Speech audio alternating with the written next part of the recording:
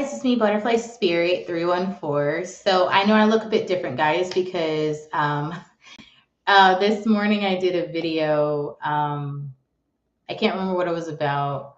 It was about my introduction to heels class. So I talked about that in a prior live video that I did this morning, and that was before I went to get my hair done.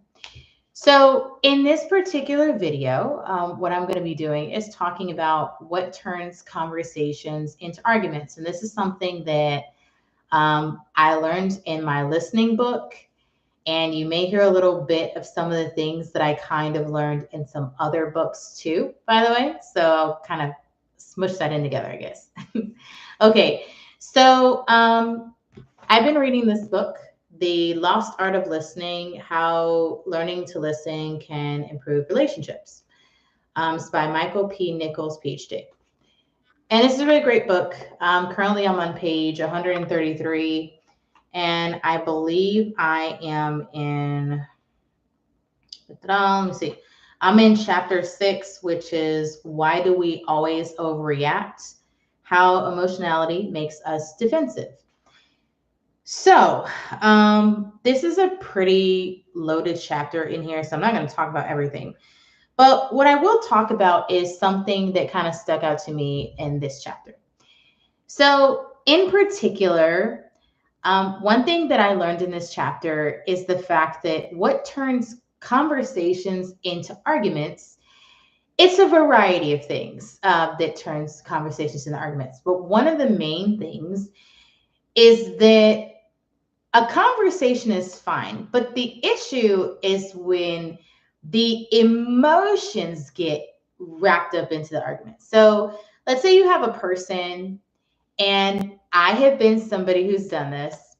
I'll be in a conversation with somebody and I'll say, we need to talk.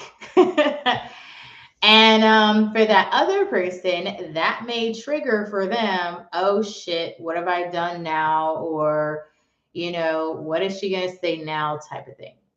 So what I learned about what turns conversations into arguments is the fact that the speaker may be coming off as being anxious. So what does that mean? Well, the speaker may have a raised voice, for example. I'm guilty of this. Or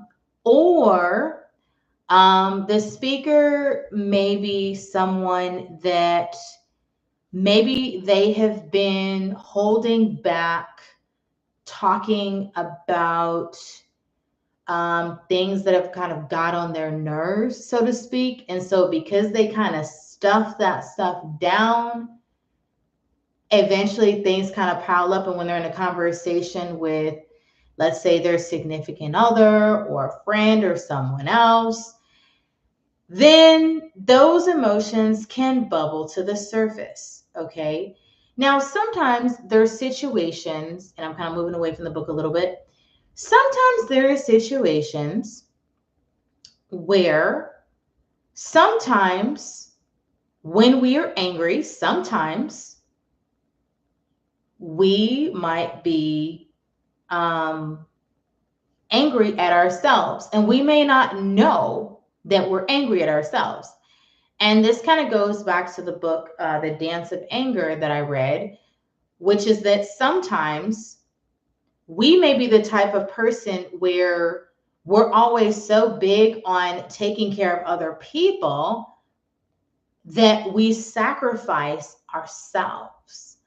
And so, and we may be in that role so much that we may not realize that we're sacrificing our own needs, and that builds resentment, that builds frustration and stuff like that and things. Okay. Now, here's the thing.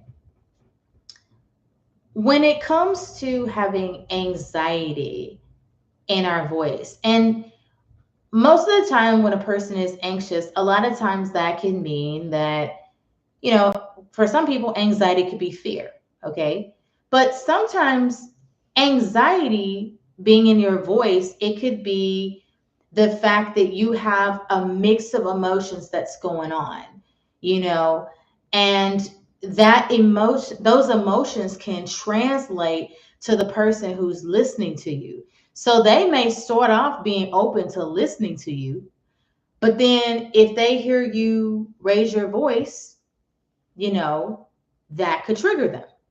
Or if they hear you say the same thing over and over and over, then, they could shut down because they don't feel like you're trying to work towards a solution. They may feel like you're just trying to blame them, right? And the toughest thing about having a conversation with somebody and not getting reactive is the fact that it can be hard not to get reactive, especially if you are caught up in the emotions, okay? And the challenging thing when trying to talk with someone else, because the onus is not just on you, it's on them too, right? Both people play a role in a conversation. But for some people, like let's say you're talking to somebody and the person you're talking to, the second they feel a change in you, like they hear your voice go up, or they feel like you're criticizing them or blaming them or something like that, and the thing too is this: sometimes you could trigger something in that other person. And how does that happen? You could trigger them because when you're talking to them in a certain way, and let's say you're complaining to them about something, that person, when they're listening to you, that could take them back to a time in their childhood when somebody was criticizing them. Okay. And the thing is, when it comes to conversations, there are different parts of ourselves that may not have been resolved, where we haven't resolved things with people, In this particular book, The Lost Art of Listening, um, there was a situation where there was a couple, and the situation is that there's a husband and wife and they're talking, and the situation is that the wife is talking to the husband, and then what's happening is that she is in the process, I believe, is of questioning him about, well, why are you doing this and why are you doing that or whatever, right? And so when she's doing that to him, when he's listening to her, in his mind, it goes back to when he was a kid, when he was being questioned by family members. So what happened is that her questioning him, it took him back to a point in his childhood where of something that felt similar. Okay. And so, yes, it didn't make him feel good. But the thing is that he was triggered. And when somebody's triggered, they can shut down, right? And the thing is that arguments too are challenging, because one of the things about arguments between people, when a conversation turns into an argument, is that the way an argument keeps going, right? Let's say you have one person and they're talking in conversation with somebody else, and then one of the people gets mad.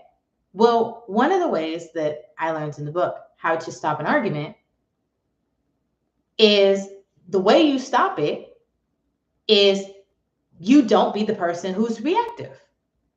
Now, that's hard as hell to say. Hey, how the hell do you do that?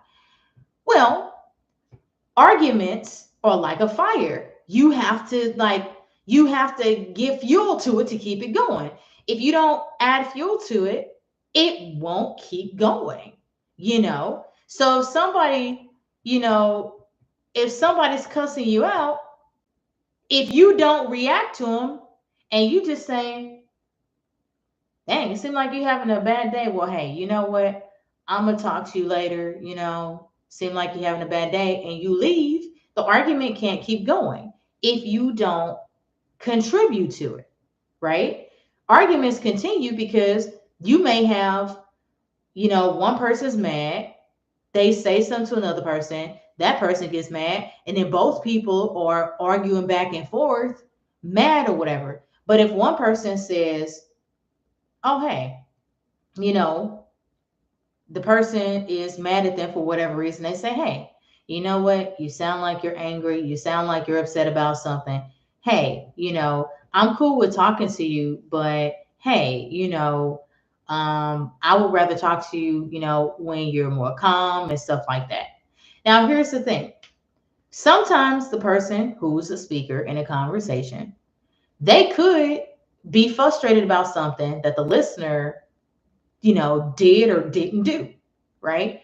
But the thing is it's really about thinking about how can you, first off, it's about like going into a conversation, it's about keeping it clear, okay? So keeping your mindset clear about why you're going into this conversation anyway. Like if you're mad that somebody didn't do something, okay, and I'm a victim of this, okay? Like I've done this. So if I'm mad at somebody for them doing something, one of the things that's important to do is, and this is hard because it's so easy to just want to jump into a conversation and just want us to start, saying, going off. What it's easy to do that.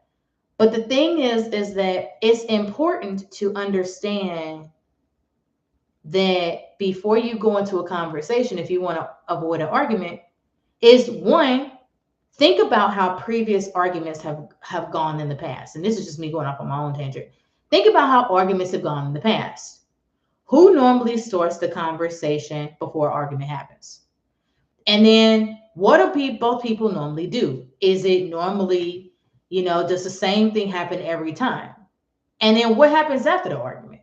You know, and knowing how arguments normally happen, like if it's between you and your significant other, or you and a friend, or you and your parents, or you and your siblings, or you and, a neighbor or whoever, right?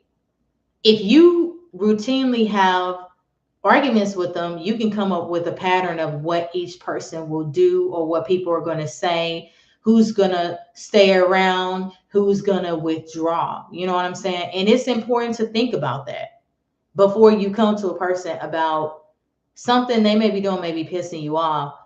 But the thing too is that to think about like your role in what's going on too.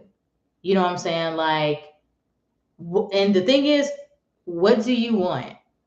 You know, what do you want when you come into the situation? What specifically do you want? Right? Yeah, you might be pissed off at a person, right? And you might be mad at them, but you know, try to think about how can you, like, what are some things you can do before you talk to this person? You know, like, have you taken care of your own needs first before you talk to this person, right? Have you thought out, and this is coming from another book I read, I believe it was The Dance of Connection. You know, have you thought about, like how, like, have you really thought about, you know, your connections to people, you know, and thinking about, um, yourself is important. Okay. It's important to really realize that, our connections to people make a difference as to how we react to other people. How we've grown up makes a difference. Like when we're kids, we learn how to relate to other people based off of how we were raised. So if we are raised in a certain way, then, if something similar comes up that reminds us of that, we're going to react how we did as when we were a kid. We're going to react in the same exact way. Okay. And so our connections make a difference.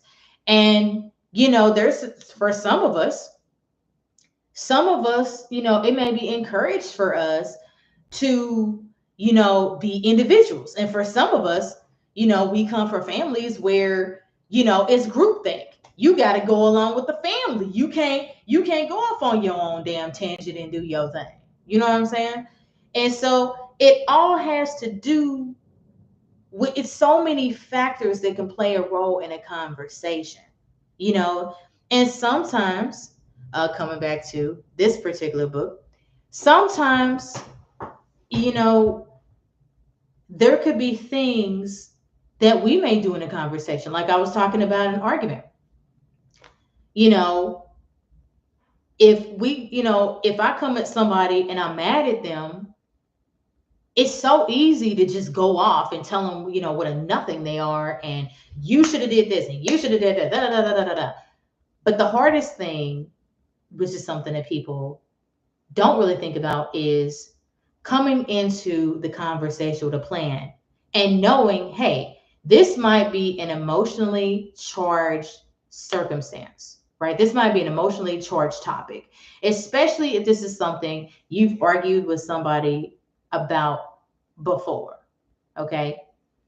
And so if like for example, most of the time people argue over money, they argue over kids, they argue over sex, you know, they argue over property, money being the biggest, money being the biggest thing, you know what I'm saying?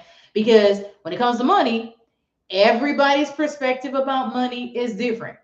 Money is emotionally charged. Some people are not comfortable talking about money, okay? And so money can play a role, especially if two people are arguing over it, okay? So the thing is that, you know, the thing is, and I think this could be helpful, is like I said, it's so hard to come into a conversation and be mad at somebody. You feel you frustrated at them. They should have did this. They should have did that. But it's harder to plan for the conversation, and what I mean by planning is that before you go into this conversation, sit down and think about, why are you mad at them? Seriously, like why are you, like, before you go into conversation, before you sit down and talk to them and say, honey, we need to talk, or bestie, we need to talk, or you talk to your family member or whoever, think about what it is that, think about, like, what's your goal, okay? Right? A lot of times when people have arguments, there's no goal. Some people just go into it and boom, right? But the thing is it's important, beforehand. Like I said, I know it's easy to jump into an argument and start going off, and it's so easy. It's easy, hurl curse words around and tell a person what a nothing they are and what they should be doing, and you told them they should do this and blah, blah, blah. It's easy to do that. But sometimes what we do is we miss out on understanding what it is that we want. Because in arguments, we could be arguing and yelling, but once the argument's over, we could do damage to our relationship with a person. And a person does not have to stay around and tolerate that. They decide whether they're going to stay or whether they're going to go, whether they're in a relationship with you, whether this is, a friendship, or, a relationship with someone in your family that you have or something. People decide whether or not they want to be around, and they do. And so the hardest thing, and I know people are not going to sit down and do this, but the thing sometimes is finding out, what is your goal? What are the things that you really want to do? What's your goal, first off, right? So yes, except I'm mad at such and such because they didn't do this. Okay. You're angry. Acknowledge you're angry. Okay. Then say, what is it that I would like this person to do for me? So I want them to do this. If you have argument after argument after argument and stuff, and once the argument's all said and done, the person still ain't gonna do what you want them to do, right? Then you're not gonna meet that goal that you have. If you want somebody to do something for you, they're not gonna do something for you if you're yelling at them. They're not gonna do something for you if you criticize them. They're not gonna do that. They're not. People are more likely to listen to you if you take an interest in them, if you listen more than you talk. Now, I'm the type of person, I'm learning to listen. And I'm learning to listen more because I understand that, and this one of the reasons that I'm reading the book, The Art of Listening, The Lost Art of Listening, is because I was the person that would say, well, why is this person always listening to these other people, but they're not listening to me? You know, and I'm starting to get answers as to why that is. And this part in the book that I've come to about the fact of, why I may not be listened to, and the fact that maybe it's because I'm coming across as reactive, right? That kind of causes me to think like, well, if I'm upset, who wants to be around a person who's angry, right? And like I was saying before, sometimes when we're angry, sometimes we may not be angry at the other person, right? We may be angry at ourselves, or we may be angry at the other person and ourselves, right? We might be angry because maybe we put all our eggs into a basket by doing stuff for this other person, but then sacrificing ourselves. And so we're mad because we didn't get a chance to do something we wanted to do, but then we're mad at that other person because, we feel like it's important to put our eggs into the relationship. Okay. So it's really important to think about these things and listening. I'm going to tell you, listening is not easy, especially when you get criticism. It ain't easy. I'm working on this right now. Okay. It's easy for me to be in conversations with people where I can talk to them, ask them questions and stuff and everything, and learn from them. That's easier. Criticism, that is another thing entirely, where I know I need to work on that. And it's hard not to be reactive in a situation. And that's something I gotta work on. And the thing is that sometimes it's about thinking about, why am I reacting to this person in this particular way?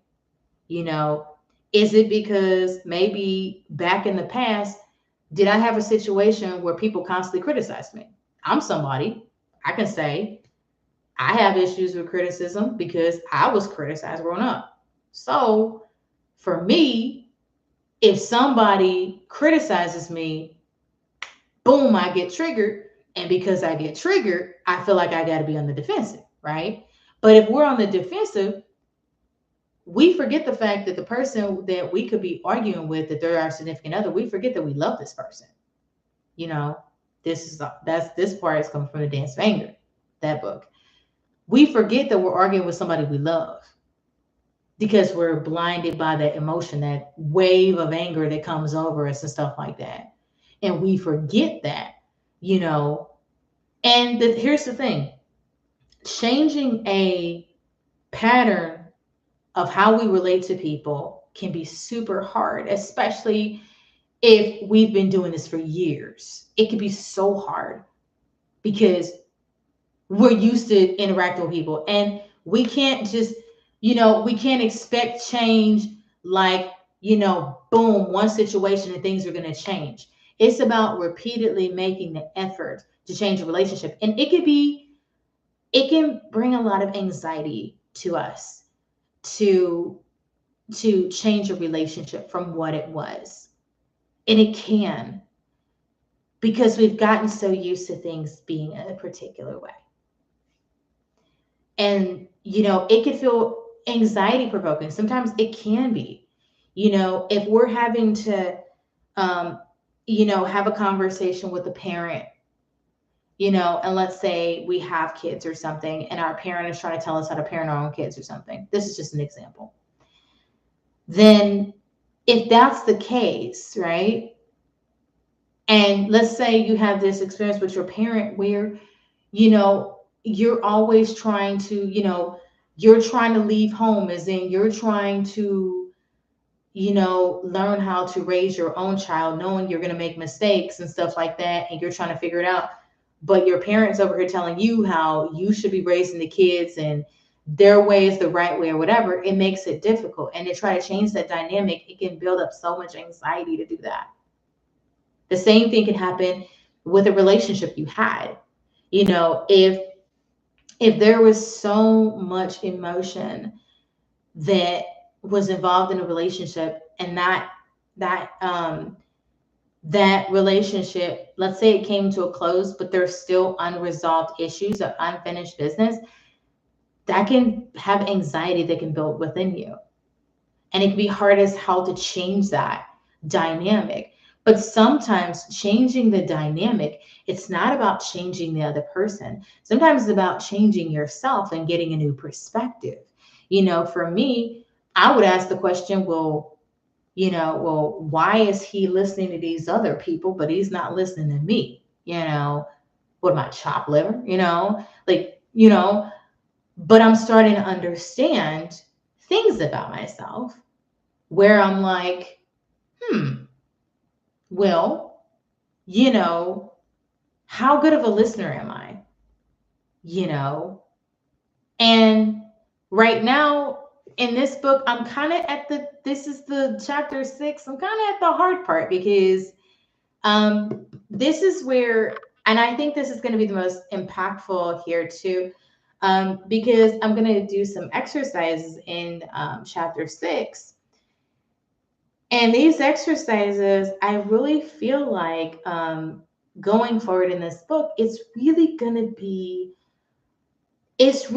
something where, and it can be scary to change, I'm telling you. It can be scary to change a pattern of something that you do, because change is scary. You're like, man, if you may look to change the other person, but sometimes it's about changing yourself and getting a new perspective on yourself first. And then coming back and saying, okay, hey, well, did this person have a point? But it takes work to get here. This is not a easy 24-hour thing. Okay, all of a sudden you snap your fingers and then things are better. Listening, like anything, is a journey. And I'm so surprised that things I'm learning about myself, in conversation, I'm learning about the fact that in conversations, I'm actually, instead of going and telling people what they should do, based off of my own perspective, I'm actually taking, lessons from the book and learning how to actually, I'm actually learning how to take an interest in people and how to listen to them, And I may have that knee-jerk reaction and want to jump into a conversation, but I feel like when I listen to people, it allows me to get to know the person on a much deeper level and even learn stuff, learn things about people.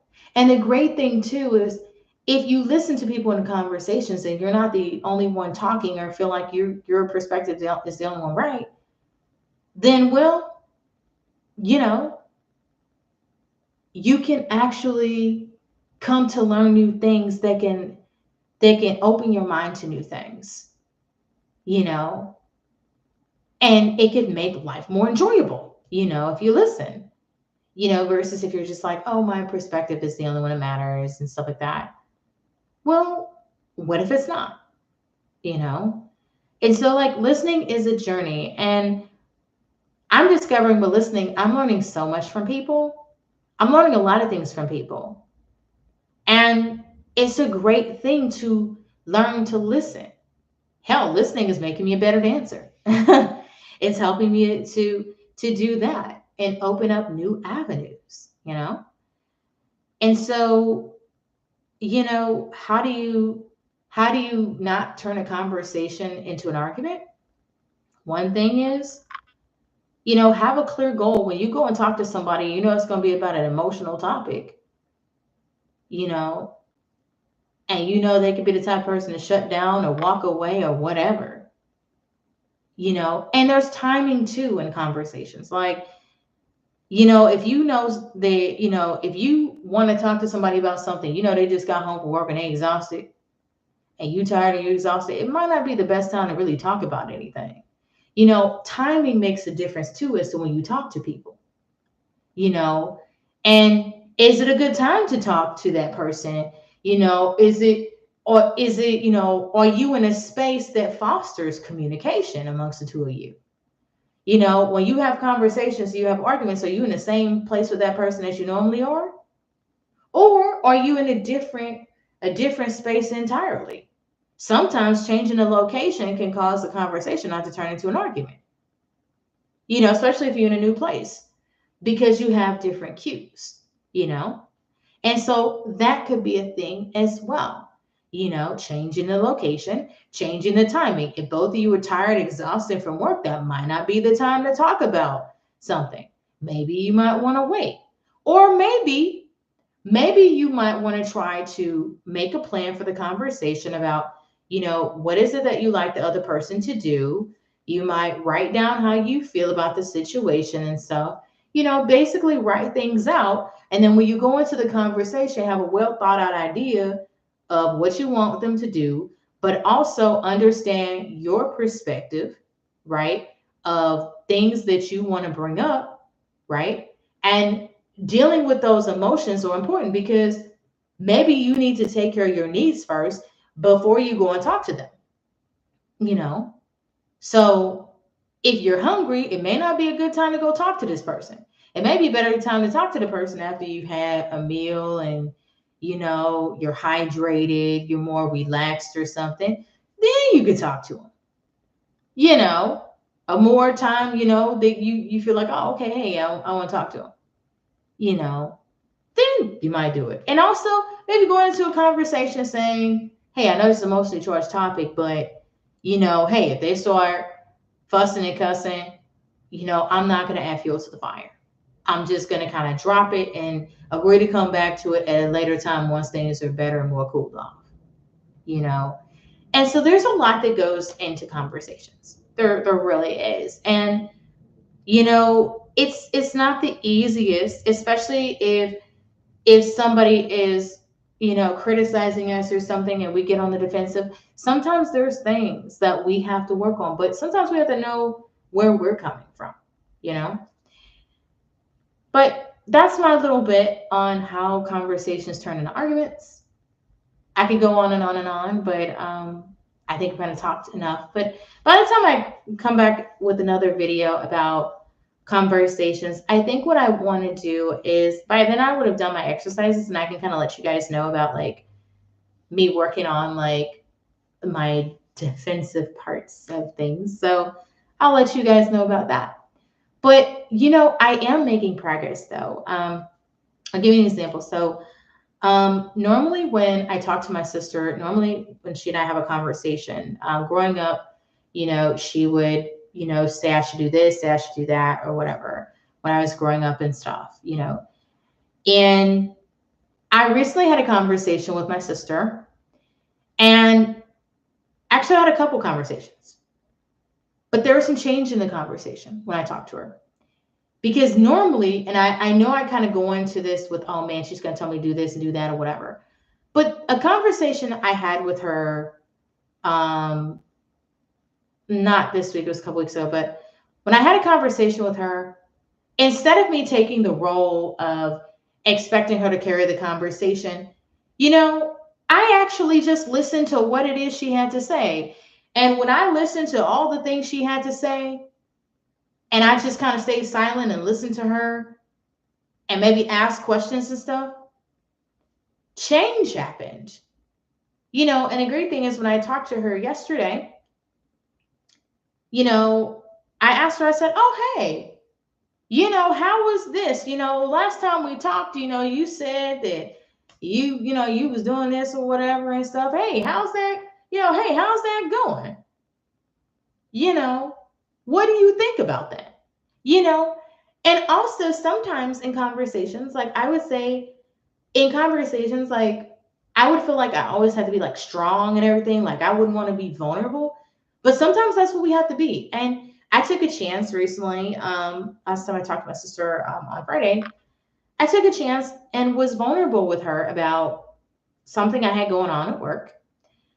And when I opened up and talked to her about it, she was like, hey, I've been there, done that, I understand. And that helped me.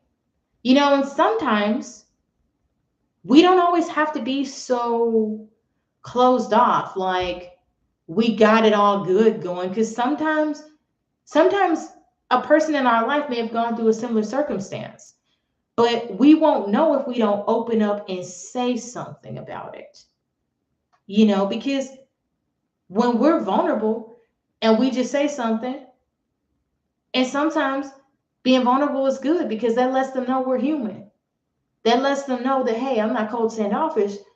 I got issues too, just like you, And sometimes that helps to give us the motivation we need to make a decision, because we feel like we're not alone. Like what my sister did when she told me that she's been in a similar situation at work, where she has, she's worked in jobs where she was, 100% devoted and didn't want to move forward opportunities because she wanted to stay and help her team or whatever. And she said she's been through that. And I was like, it made me feel good and be like, man, she's been through that too. She's never told me about that. Hey, I'm not alone. And I think that's the thing too, because sometimes if we're alone so much, we may not know. Like when we're not vulnerable, people may not know what we're going through. Because we don't always have to be good. Everything, we ain't always gonna be like, oh, I'm fine. You don't always have to say that. Sometimes you can tell your family member, hey, I'm going through stuff too. I'm having a rough time too. And you may not ask them for advice, but you may just want them to listen. Because sometimes that's what you want. You just want a person to listen to you. I hear what you have to say. And you can say, hey, this is nothing against you. I just have this is going on, and I don't know what to do. But sometimes when we open up to people, and we may not be expecting to solve our problem, but when we open up and we just tell them, hey, I just, and they listen to us, sometimes that could be what we've needed. And they may not give us an answer, but sometimes coming away from that conversation, we may gain the answer on our own of what we need to do, And so there's a lot that goes into conversations and stuff. And sometimes there's a lot of facets, Sometimes there is. Sometimes our drive to be perfect and act like nothing gets to us, sometimes that drive sometimes that closing ourselves off can be the things that can make us emotionally reactive. Sometimes it is, but sometimes we got to make a change in ourselves first and change a little bit at a time, and accept people for who they are, accept sometimes we know things about people. We know they're going to be certain ways, but you know what? What can we do to change the situation? So we could be easier to talk to and stuff and easier to listen to. But yeah, that's all I got to say, guys. I've been talking and talking and talking. But anyway, thank you guys for watching, and I will see you in my next video. Bye.